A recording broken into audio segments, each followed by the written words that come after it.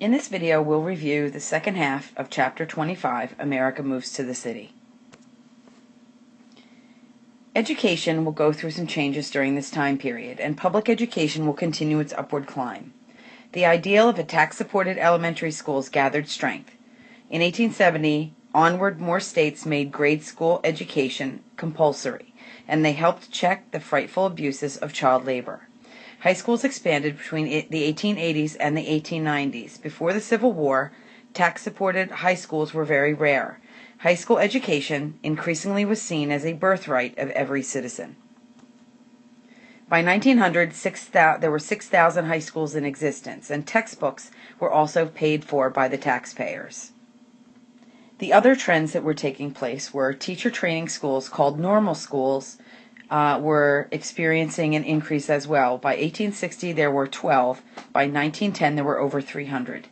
Kindergartens, which were borrowed from Germany, gained support, and there was new strength through private Catholic parochial schools.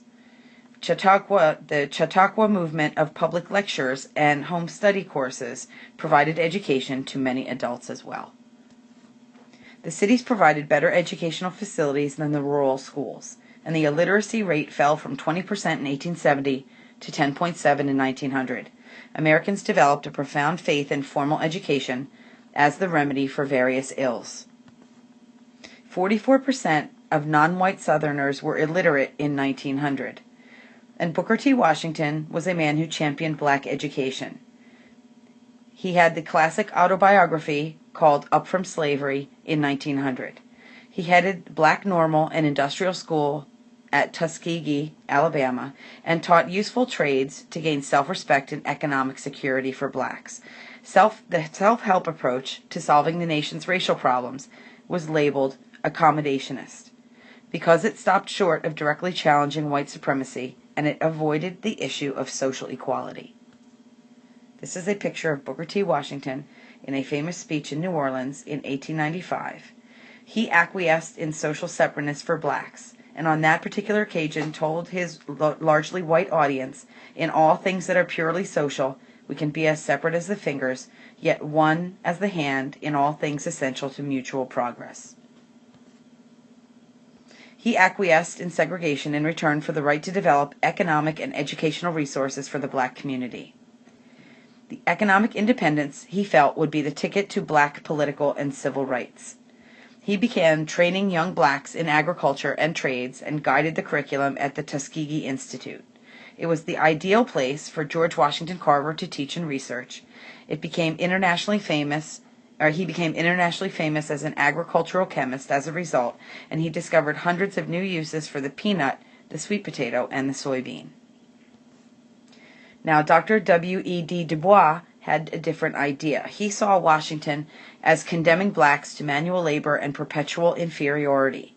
He had earned his Ph.D. at Harvard and was the first black man to do so. He demanded complete equality, including socially and economically. He helped found the NAACP, the National Association for the Advancement of Colored People, in 1909. He rejected Washington's gradualism and separatism. He argued for the talented tenth of the black community to be given full and immediate access to the mainstream of American life. Washington and Dubois reflected different life experiences between the blacks in the South and the North. This is a picture of W.E.D. Dubois.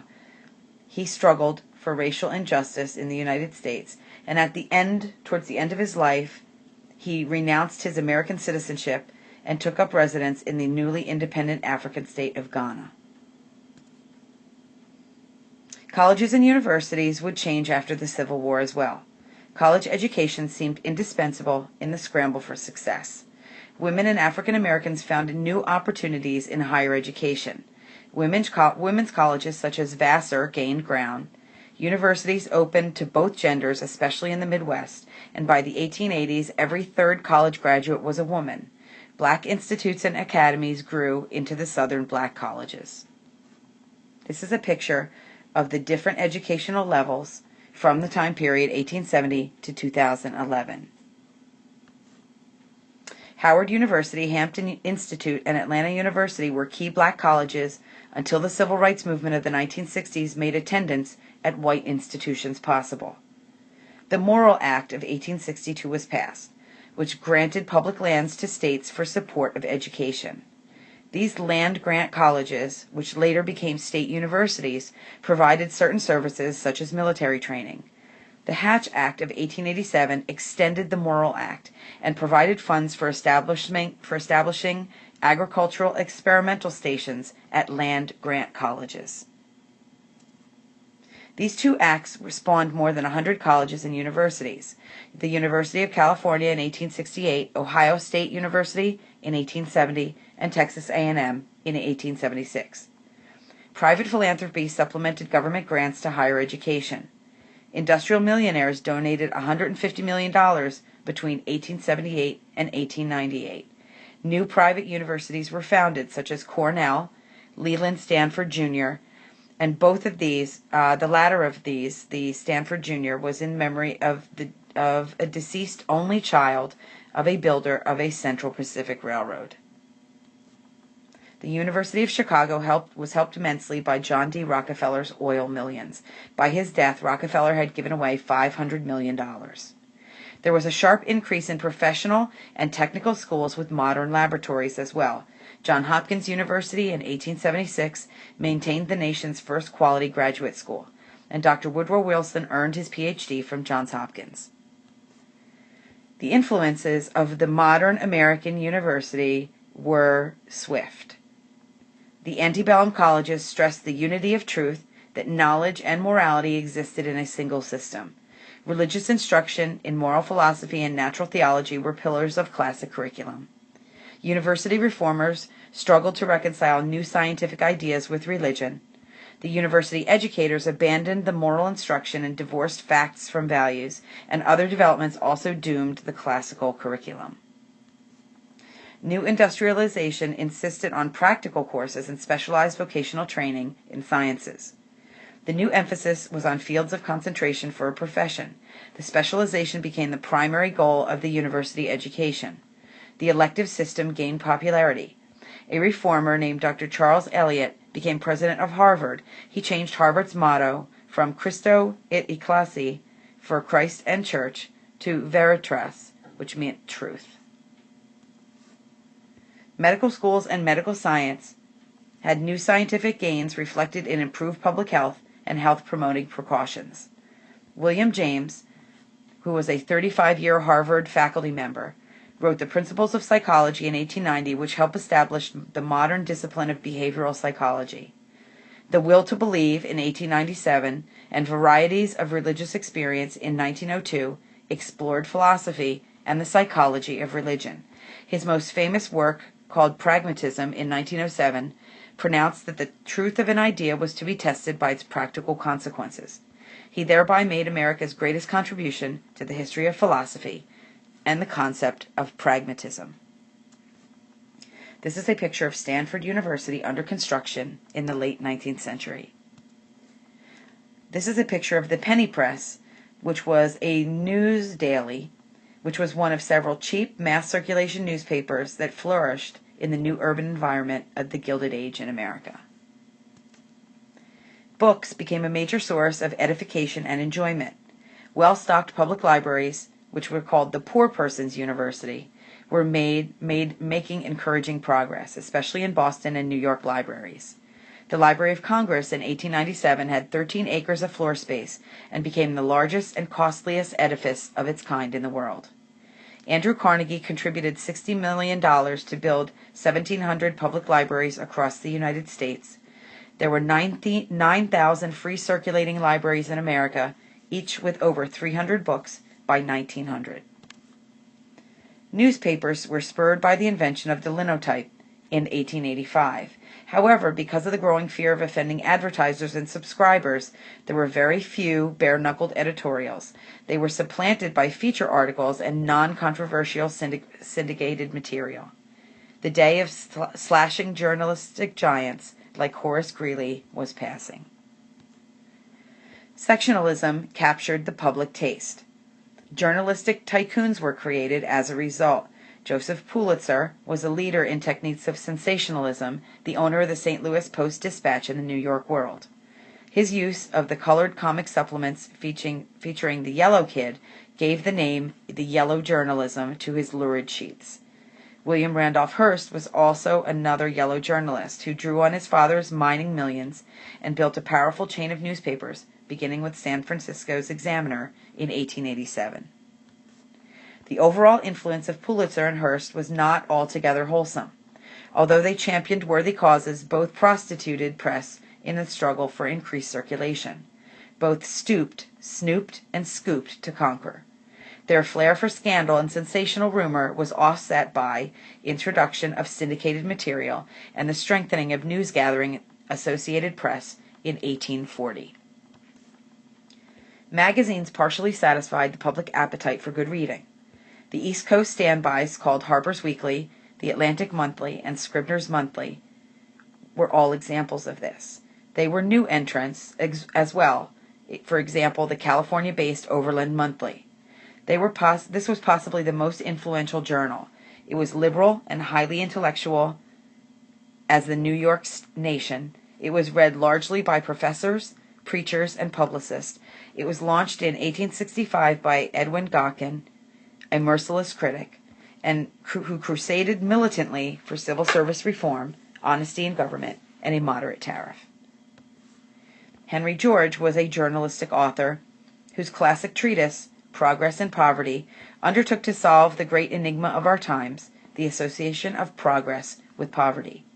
A single 100% tax on windfall profits from property would eliminate unfair inequities and stimulate economic growth, and he advocated for this. His single tax horrified the propertied classes, but the book became a bestseller.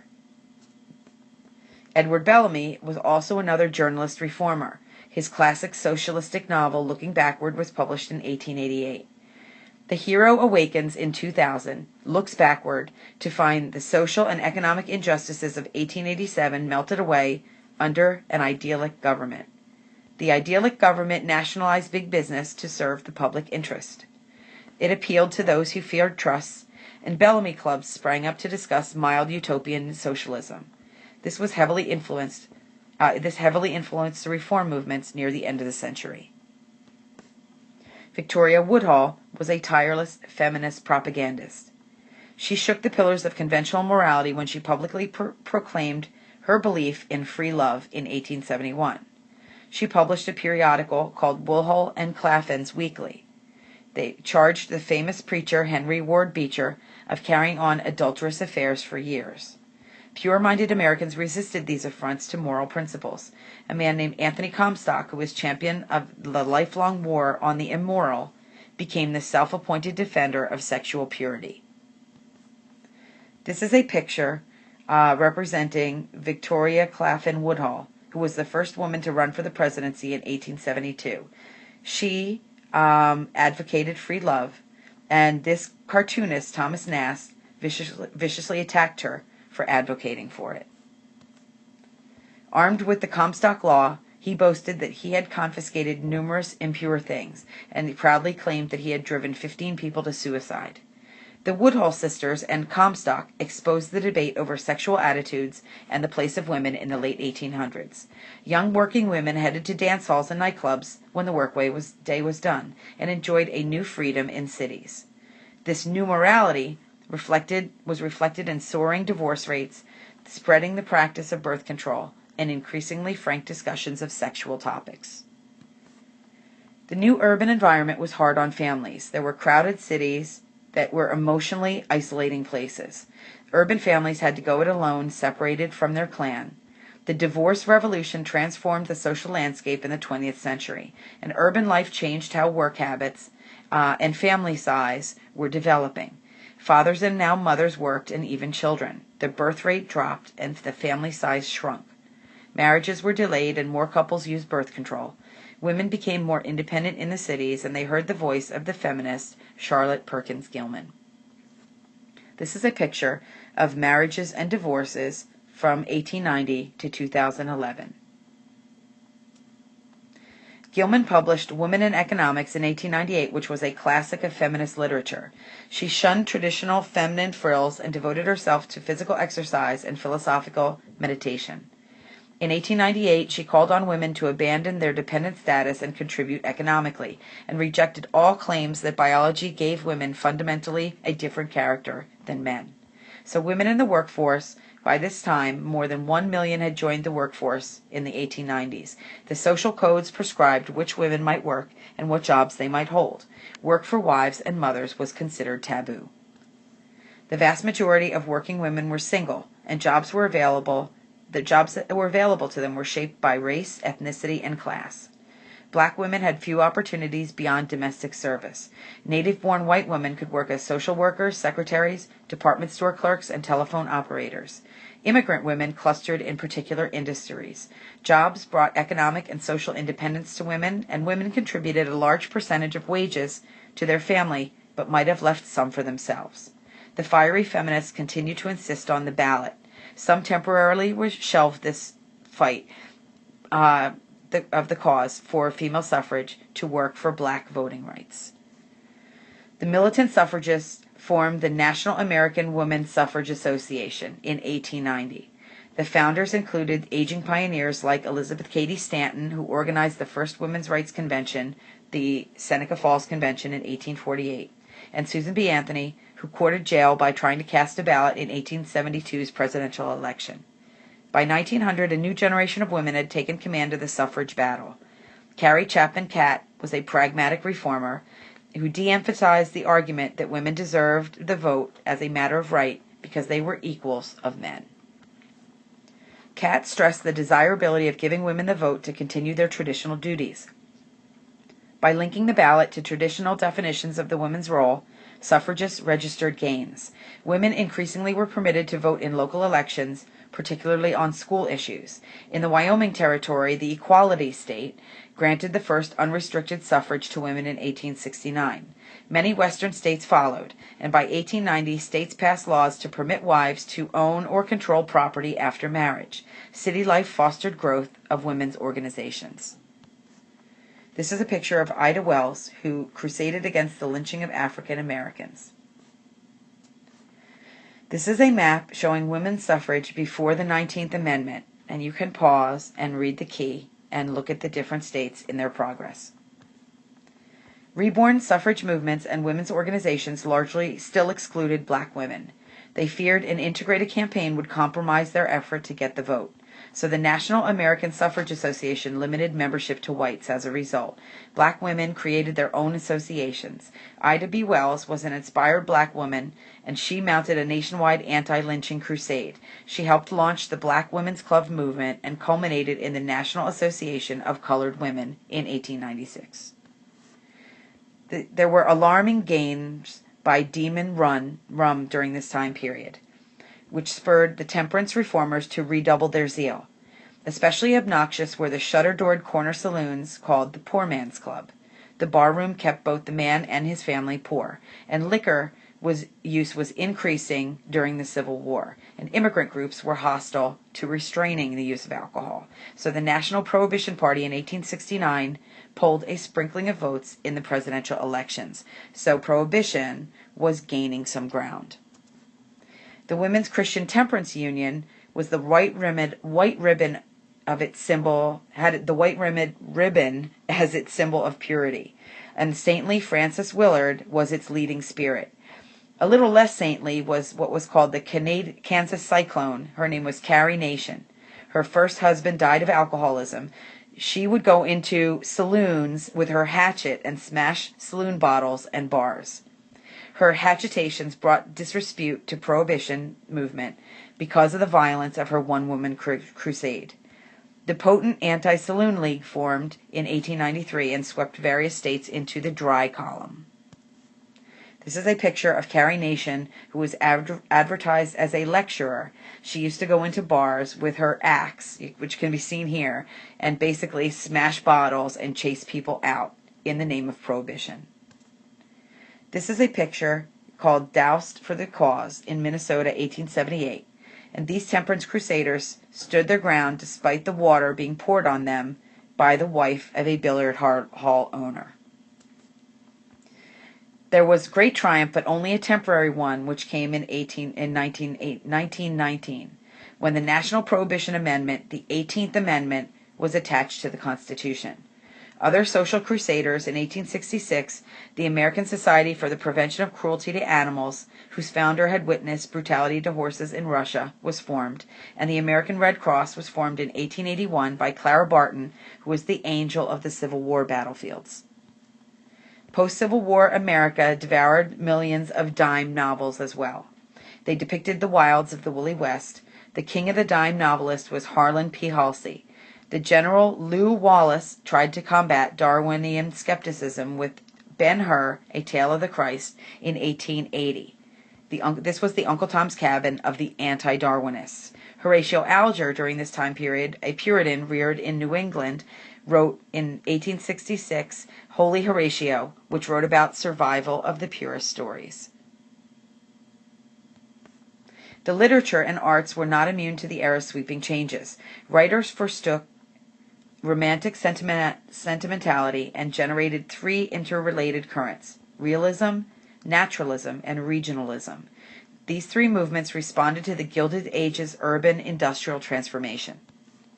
Realism was when writers found subjects in the world around them to write about.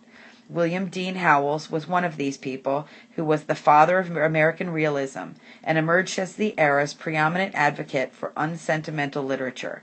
He wrote about contemporary and sometimes controversial social themes. His most famous novel was The Rise of Silas Lapham in 1885. He dealt with taboo subjects like divorce, reformers, strikers, and socialists of the Gilded Age in New York. Mark Twain also wrote during this time period and typified the new breed of American writers in revolt against the refinements of the old New England school of writing. He was christened Samuel Langhorne Clemens, but he took the pen name of Mark Twain. He wrote Roughing It in 1872, which described his trip west to Nevada and California with a mixture of truth and tall tales. In 1873, he teamed with Charles Dudley Warner to write The Gilded Age, a satire on post-Civil War political corruption and speculative greed.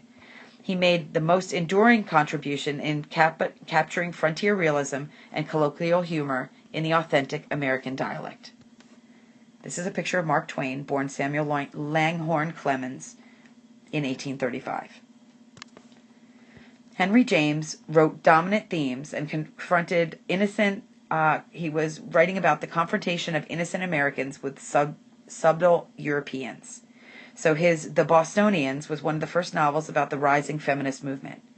He experimented with the point of view and interior monologue, and frequently he made women his central characters, and explored their inner actions to complex situations with a deftness that marked him as a master of psychological realism. Edith Wharton took a magnifying glass to the inner psychological turmoil and moral shortcomings of post-Civil War high society. In The House of Mirth and The Age of Innocence, she exposed feudal struggles and interior costs of striving characters stuck on the social ladder. Her portrayal of upper-crust social strife verged on naturalism. Naturalism was a more intense literary response than mainstream realism to social dislocations and scientific tumult of late 19th century America. Naturalist writers applied scientific objectivity to the study of human beings or human beasts. They placed lower-class marginal characters in extreme or sordid environments, including the urban jungle. They subjected them to cruel operations of brute instinct, degenerate heredity, and pessimistic determinism. Stephen Crane wrote Maggie, a Girl of the Streets, and exposed the seamy underside of life in urban industrial America. And he rose to prominence with writing The Red Badge of Courage in 1895, which was a stirring story of a bloodied young Civil War recruit. These were candid, naturalistic portrayals of contemporary life and social problems. Jack London wrote The Call of the Wild and The Iron Heel, which depicted a future fascist revolution and showed his socialist leanings. Frank Norris wrote The Octopus, which was a tale of the stranglehold by railroads and corrupt politicians on California's wheat ranchers, and The Pit, which dealt with making and breaking of speculators on Chicago's wheat exchange. Theodore Dreiser wrote Sister Carrie, which was a graphic narrative of a poor working girl adapting to urban life in Chicago and New York. Carrie's disregard for moral standards offended Dreiser's publisher, but the work reemerged as American classic. Regionalism was the third type of writing, and this chronicled peculiarities of the local ways of life before the coming wave of industrial standardization. At first blush, the regionalist writers accentuated the difference among still distant American locales, and they indulged in provincial nostalgia. Their works demystified regional differences, especially among national audiences bent on post-war reunification. Twain, London, and Bret Harte were popularized, and often debunked, lusty legends of the Old West. Bret Harte struck it rich in California with gold rush stories, like The Luck of Roaring Camp, The Outcast of Poker Flat, and after these two stories he never again matched their excellence or their popularity. Local color writing about the South was Paul Laurence Dunbar, who brought a distinctive voice to late 19th century literature in his poetry, particularly his Lyrics of Lowly Life in 1896. Charles Chesnutt wrote fiction and short stories in Howell's Atlantic Monthly. The Conjure Woman embraced the use of black dialect and folklore to capture spontaneity and richness in the Southern black culture.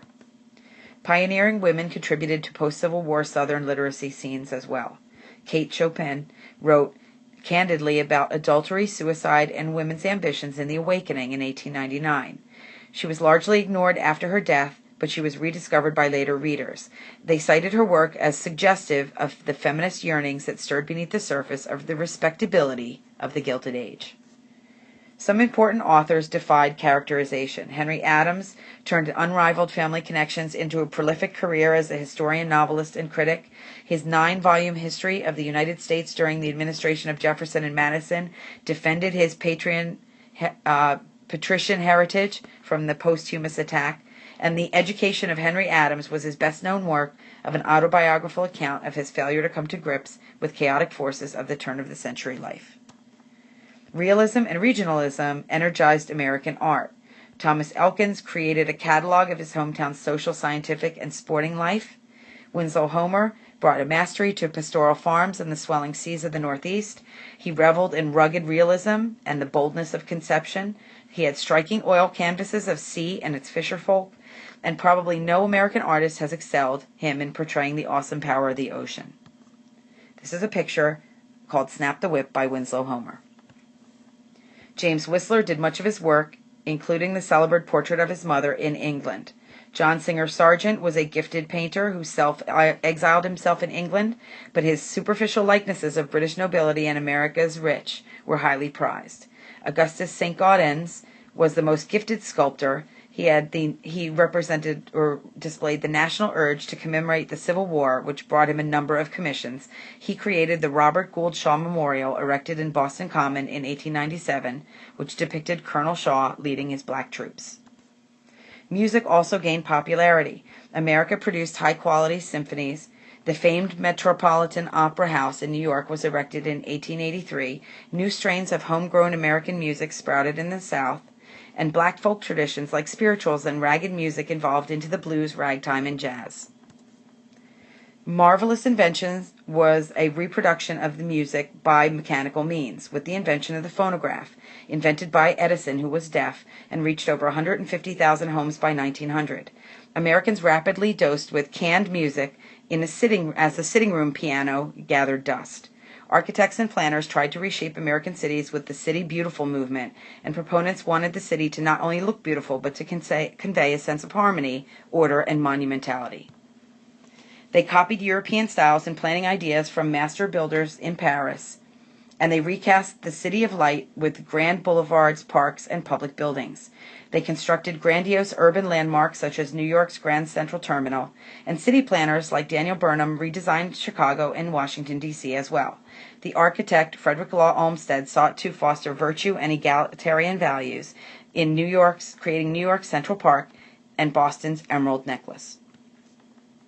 Burham's first major world project to symbolize City Beautiful movement was the World Columbian Expedition, held in Chicago, 1893. This was an imposing landscape of pavilions and fountains which honored the 400th anniversary of Columbus's first voyage. 27 million visited, and the Chicago Exposition did much to raise American artistic standards and promote city planning. There were varied diversions of entertainment as well. The legitimate stage still flourished, with vaudeville continuing to be popular. The circus came about with high-tented and multi-ringed entertainment, and Phineas T. Barnum, the master showman, joined with James Bailey to stage the greatest show on earth. The colorful Wild West shows existed as well.